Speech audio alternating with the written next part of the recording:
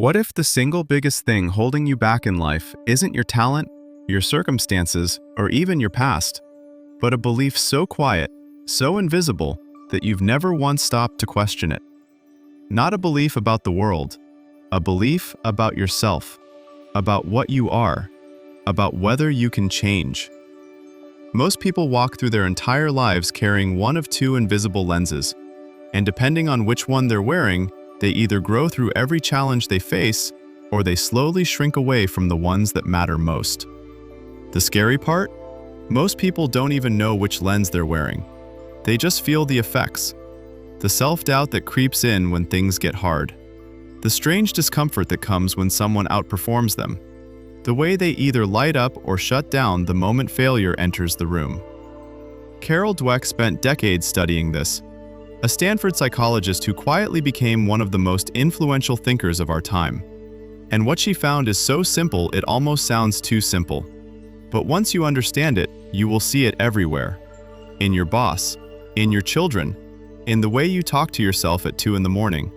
In every relationship, every classroom, every boardroom, every locker room. She called it mindset, and it just might be the most important thing you learn this year. Let's start with a story. 2 children, same age, same school, same teacher. The teacher gives them both a puzzle that's slightly too hard for them, just beyond their current level. The first child stares at the puzzle for a moment, pushes it aside and says, "I don't want to do this anymore. It's boring." The second child leans in, eyes wide, and says, "This is hard. I love it."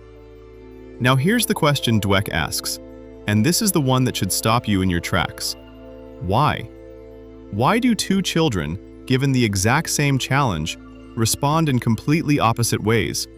One retreats, one advances. One calls difficulty boring, which is actually just a safer word for scary. The other treats it like a gift. The answer, she discovered, comes down to what each child believes about their own intelligence. The first child believes intelligence is fixed. You either have it or you don't. So when something is hard, it feels like proof that you don't have it. And who wants to keep doing something that might prove they're not smart? The second child believes something entirely different. They believe intelligence can grow, that the struggle isn't a signal of weakness, it's the feeling of your brain getting stronger. For them, hard doesn't mean hopeless, hard means interesting. Dweck calls the first belief the fixed mindset, and the second, the growth mindset. That's it. 2 mindsets. And yet the difference they create in a human life is almost impossible to overstate. Here's how the fixed mindset actually works from the inside, because it's more subtle than you might think. If you have a fixed mindset, you believe your qualities, your intelligence, your talent, your personality are carved in stone. You were born with a certain amount, and that's your hand to play. Life becomes one long series of auditions. Every test, every presentation, every conversation, every new skill you attempt is secretly a measurement, a verdict. You're constantly asking, do I have it or not? Am I smart or not? Am I talented or not? Am I lovable or not? And because the stakes feel that high, the fixed mindset creates a very specific kind of life. You start choosing easy over hard. You stick to things you're already good at. You avoid challenges where you might look foolish. Because looking foolish to the fixed mindset isn't just embarrassing, it's evidence. Evidence of your permanent limitations. And no one wants that. Dweck tells the story of a study she ran with young students. She gave them a simple test and then offered them a choice.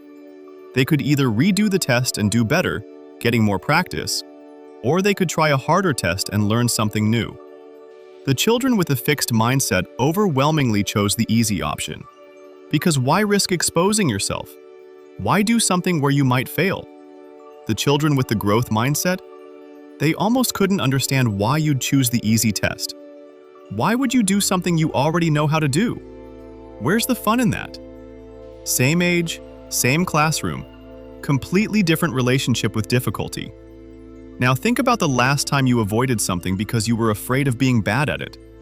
Or the last time you gave up on something after your first failure. Or the last time someone did better than you, and instead of feeling inspired, you felt threatened. That's the fixed mindset working in real time. And it's not weakness. It's not laziness.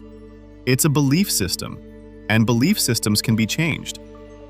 But let's slow down here, because there's something Dweck is very careful to point out, and it's something most people miss. No one is purely fixed mindset or purely growth mindset. We're all a mixture. You might have a growth mindset about cooking, but a fixed mindset about your intelligence. You might believe you can grow as a parent, but deeply believe your athletic ability is set in stone.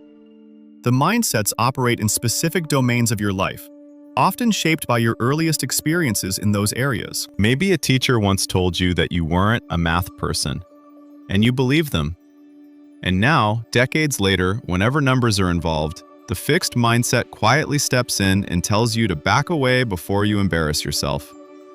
That one offhand comment from a person who probably doesn't even remember saying it, still running in the background of your life like old software you never uninstalled. This is one of the most powerful things in the book, the way mindsets form. Because Dweck's research shows that the messages we receive in childhood, and specifically the way we're praised, can lock a child into either growth or fixed thinking for years, maybe for life if they never examine it. Here's the experiment that proved it, and it's genuinely shocking. Dweck and her team gave a group of children a moderately difficult test. When the children finished, some were praised for their intelligence. "Wow, you must be really smart." And some were praised for their effort. "Wow, you must have worked really hard." Then they gave everyone a choice, a harder test or an easier test. The children praised for intelligence, the smart kids, mostly chose the easier test because their identity was now on the line. They'd been told they were smart. What if they tried the hard test and proved they weren't? The effort-praised children almost all chose the harder test because what they'd been told was that their process mattered. Their trying mattered. Difficulty was just more territory to explore. Then it got more interesting. They gave everyone a genuinely hard test, one designed so all the children would struggle. And the smart-praised children, when they struggled, they assumed they weren't smart after all. They lost confidence. They lost enjoyment. And when Dweck asked them to write down their scores to send to another school, some of them lied. They inflated their scores. Because the fixed mindset would rather distort reality than admit to a limitation. The effort-praised children? They kept working. They stayed engaged. They didn't feel threatened by the struggle because struggle was exactly what they expected. Struggle was the whole point. Now ask yourself, how were you praised as a child? And how do you praise the people you love? Here's the part where the book stops being just about children and starts being about every single area of your adult life. Because Dweck takes this idea of mindsets and she walks it through business, through sports, through relationships, through parenting. And in every single domain, the pattern repeats. Think about great athletes, the ones who became legends. Dweck talks about Michael Jordan, who was cut from his high school basketball team. A fixed mindset person who gets cut quits, or avoids the sport, or secretly believes they were always bad at it. Jordan went home and practiced until he could barely stand. Not because he had more raw talent than anyone else, but because he understood, at some cellular level, that he wasn't a finished product. He was a work in progress. And work in progress just means there's work to do. Compare that to athletes who peak young and then seem to mysteriously disappear. Often what's happened is the fixed mindset crept in after early success. They started believing the hype, started thinking their talent was the thing, not their effort. And the moment the effort stopped feeling necessary, the growth stopped. Because you don't get to coast on potential. Potential is only ever a starting point. Dweck talks about a tennis prodigy, a child star who was told from the beginning how naturally gifted he was, who grew up hearing that he was special, different, touched. And as he got older and faced tougher opponents, rather than practicing harder, he started making excuses, injuries, bad luck, unfair calls. Because the fixed mindset cannot admit that someone outworked you. Outworking would mean you didn't work hard enough. And not working hard enough would mean your talent wasn't really the issue. And if talent isn't the issue, then what does he have left? That's the tragedy of the fixed mindset. It protects you from short-term discomfort by costing you long-term growth. It says, protect the image, don't risk the label, keep the story intact. And slowly, that protection becomes a prison. Now let's talk about relationships, because this is the part that personally hits the hardest. People with a fixed mindset enter relationships believing that compatibility is fixed, that your partner is either right for you or they're not, that if you have to work at it, it wasn't meant to be. They believe in perfect matches, soulmates, the idea that true love should feel effortless. And the moment a relationship requires effort, the moment conflict arises, or attraction dims, or communication breaks down, the fixed mindset reads that as a sign. We're not compatible. This is wrong. I need to find my real match. Do you see the problem? No human relationship is effortless forever. Every long relationship requires repair. Every partnership eventually hits moments of misunderstanding, boredom, resentment, grief. The question is whether you believe those moments are proof that it's broken or evidence that it needs work. The fixed mindset takes the first road, almost every time. And what about the way we communicate in relationships? Dweck shows that people with fixed mindsets are terrible at giving or receiving feedback. Because feedback in the fixed mindset isn't information, it's judgment. It's a verdict on who you are. So the fixed mindset person either avoids giving honest feedback to protect their partner's feelings, or they give it as a weapon, as proof of the other person's permanent flaws. Neither is useful. Neither leads to growth. The growth mindset person sees feedback as a gift. Not always a comfortable one, but a gift nonetheless. Because the only way you get better at anything, including loving someone, is to understand what you're doing and where you could do it differently. One of the most profound things Dweck writes is about what happens to relationships when one person is in a fixed mindset. They need constant validation. They need to feel that their partner admires them, respects them, thinks highly of them at all times. And the moment the partner stops performing that admiration, even naturally, even just because they're tired or stressed, the fixed mindset person starts to panic. Am I loved? Am I good enough? Does my partner still think I'm amazing? And that constant need for reassurance slowly suffocates the relationship. Not out of malice, out of fear. Compare that to the growth mindset relationship, where two people face problems together as a shared project, where mistakes are discussed without shame, where neither person is trying to prove they're perfect, they're both just trying to get better at being with each other. That sounds like such a small shift, but it changes everything. Dweck also spends significant time on leadership, and this is where the stakes get almost uncomfortably high. Because fixed mindset leaders, she found, don't just hold themselves back. They hold entire organizations back. The fixed mindset CEO needs to be the smartest person in the room. They need their ideas to be the best ideas. When an employee comes to them with a problem, they either dismiss it because admitting a problem reflects badly on their leadership, or they blame someone else because fault must live somewhere that isn't them. They surround themselves with people who agree with them because people who challenge them feel threatening. They mistake arrogance for confidence and call it vision. Dweck does something incredibly brave in this section. She names names. She talks about Lee Iacocca at Chrysler, a man who saved a company and then, slowly, as his fixed mindset took hold, became more obsessed with his own legend than with the health of the company. He stopped listening. He started believing he was the answer, and the company he'd saved began to decline around him while he focused on his image.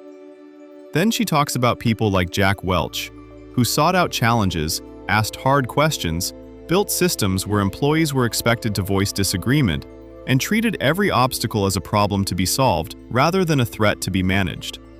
Who stayed curious and hungry long past the point where his success would have justified him stopping. The difference isn't intelligence. The difference isn't even strategy. The difference is whether you believe people, including yourself, can grow. And here's something Dweck addresses that a lot of people find uncomfortable. Because sometimes when people first encounter this idea of the growth mindset, they think, oh, I just have to say the right things. I just have to tell myself I can grow and then I'm done. And they put on what Dweck calls a false growth mindset, a performance of openness that doesn't actually change anything underneath.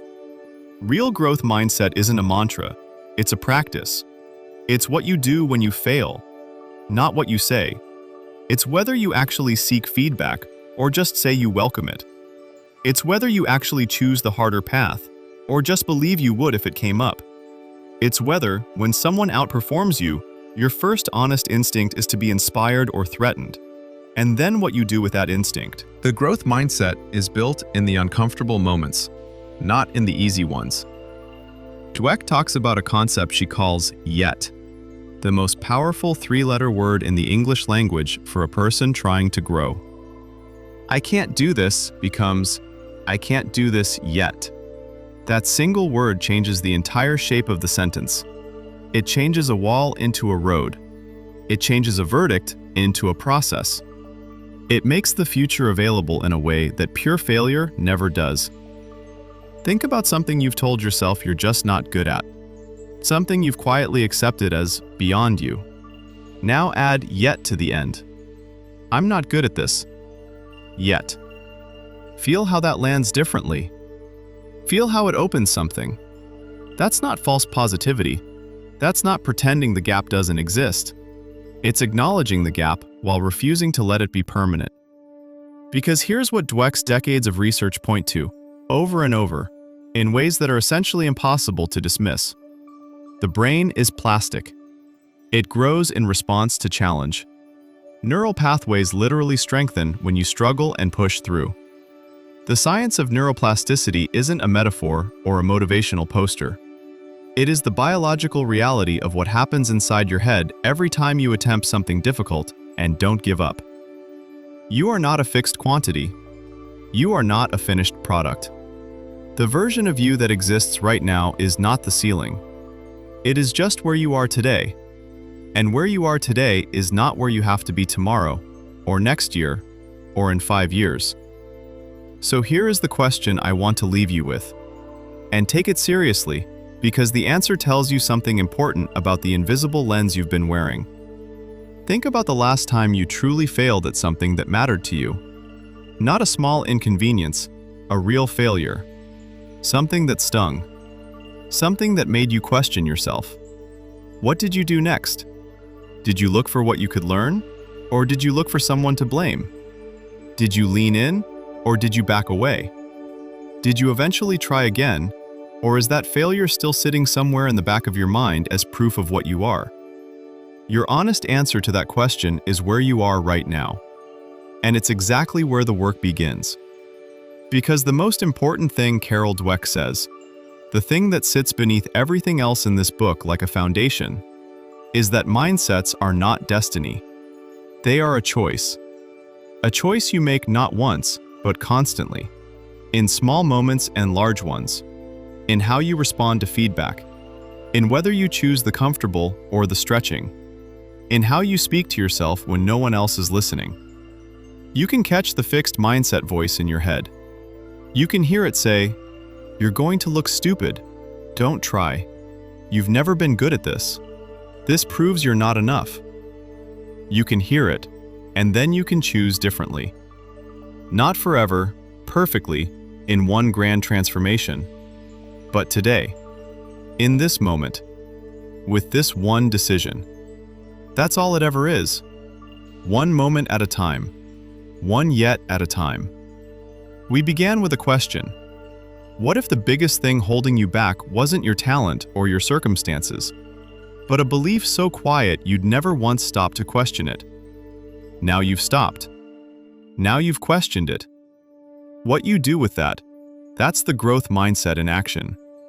That's where it starts. Right here. Right now. With that single, powerful, terrifying, beautiful word, yet.